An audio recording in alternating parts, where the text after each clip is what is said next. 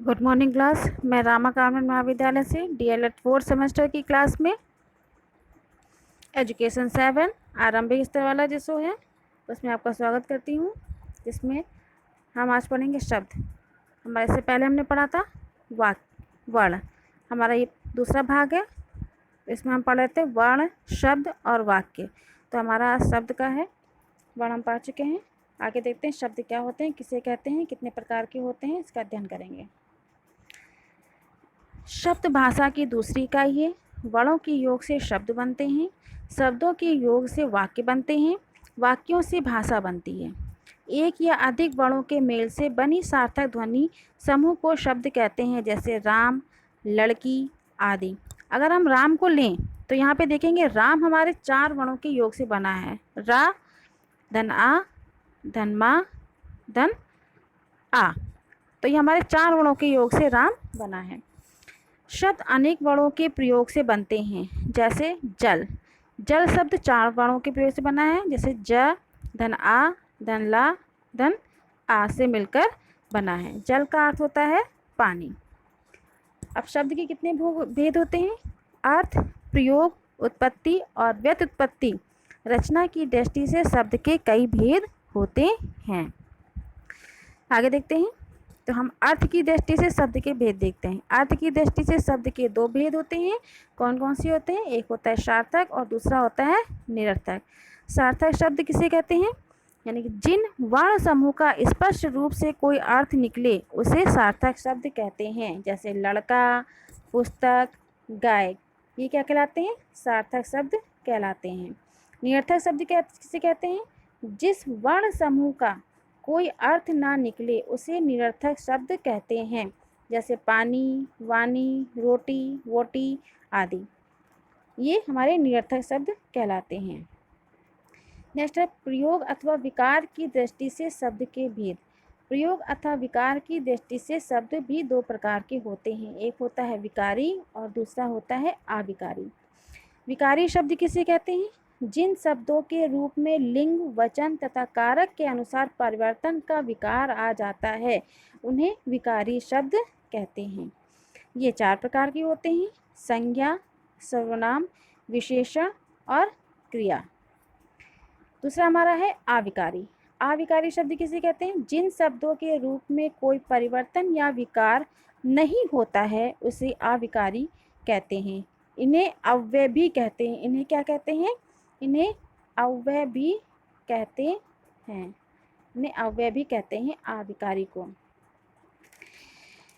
ये भी 4 प्रकार के होते हैं। कौन कौन से होते हैं?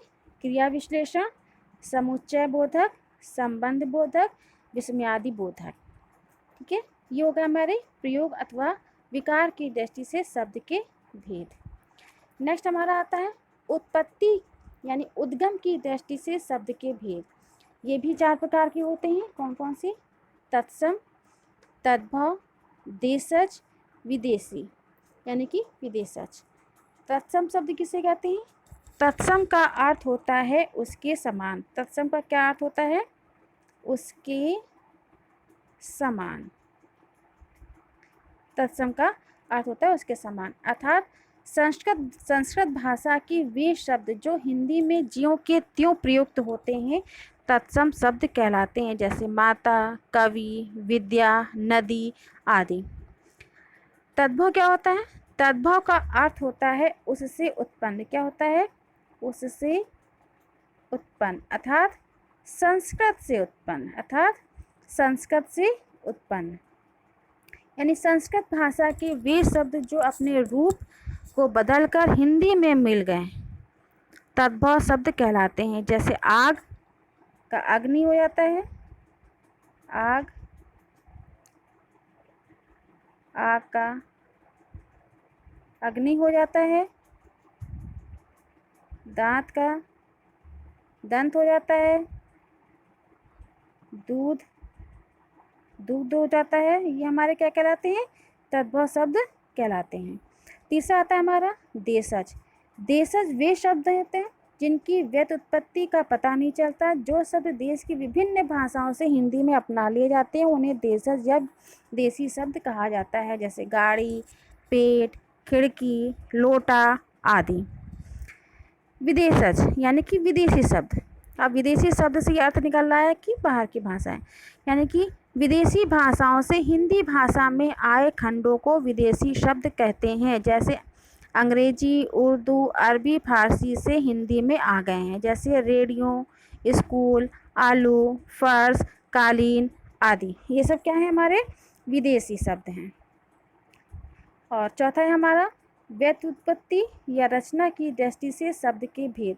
अब व्युत्पत्ति और रचना की दृष्टि से या रचना की दृष्टि से ये 3 प्रकार के होते हैं, रूढ़, यौगिक और योग रूढ़। रूढ़ शब्द क्या होते हैं? रूढ़ का अर्थ होता है परंपरागत। रूढ़ का अर्थ होता है परंपरागत, यानी परंपरागत, अर्थात जो शब्द परंपरागत हो तथा जिनके खंडों का कोई अर्थ ना निकले उन्हें रूढ़ शब्द कहते हैं। जैसे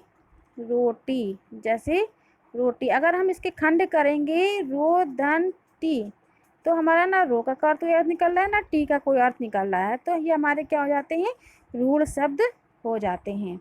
दूसरा आता है हमारा यौगिक, यानी ऐसे शब्द जो 2 शब्दों के मेल से बनते हैं और जिनके प्रत्येक खंड का कोई अर्थ होता है, उन्हें यौगिक शब्द कहते हैं। ये 2 या 2 से अधिक रूढ़ शब्दों के योग से बनते हैं यौगिक शब्द। जैसे हमारा आ जाता है पाठशाला, ठीक है, पाठशाला, अगर इसका हम संधि विच्छेद करें तो हमारा हो जाएगा पाठशाला, यानी ऐसी शाला जहाँ पे अध्ययन किया जाता है। उसी प्रकार से विद्यालय का देखेंगे विद्याधन आलय, यानी कि ऐसा घर जहाँ पे विद्या ग्रहण करी जाती है। डाकघर, वह घर जहाँ पे डाक आती है, तो हमारा हो जाएगा डाकघर। तो ये हमारे क्या हो जाते हैं, यौगिक शब्द हो जाते हैं। और तीसरा हमारा आता है योग रूढ़ शब्द। योग रूढ़ शब्द क्या होते हैं?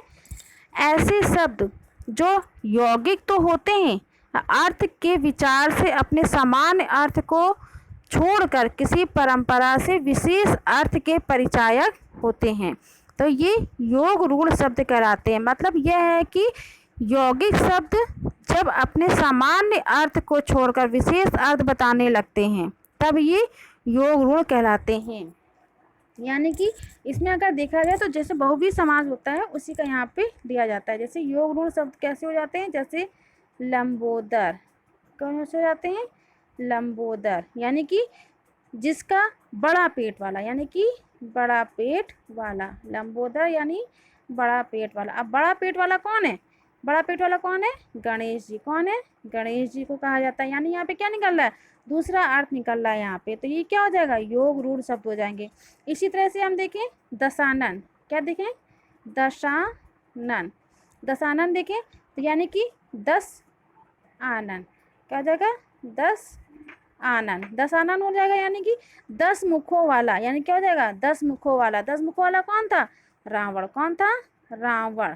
तो यहाँ पे क्या निकल रहा है? इसका तीसरा अर्थ निकल रहा है, तो ये क्या हो जाएंगे? हमारे योग रूढ़ शब्द हो जाएंगे। तो आज हमने शब्द के विषय में पढ़ा, शब्द का अध्ययन किया, इसके विषय में पढ़ा कि शब्द क्या होते हैं, कितने प्रकार के होते हैं। अब अगली क्लास में हम मिलेंगे, वाक्य के विषय में अध्ययन करेंगे। आज के लिए धन्यवाद।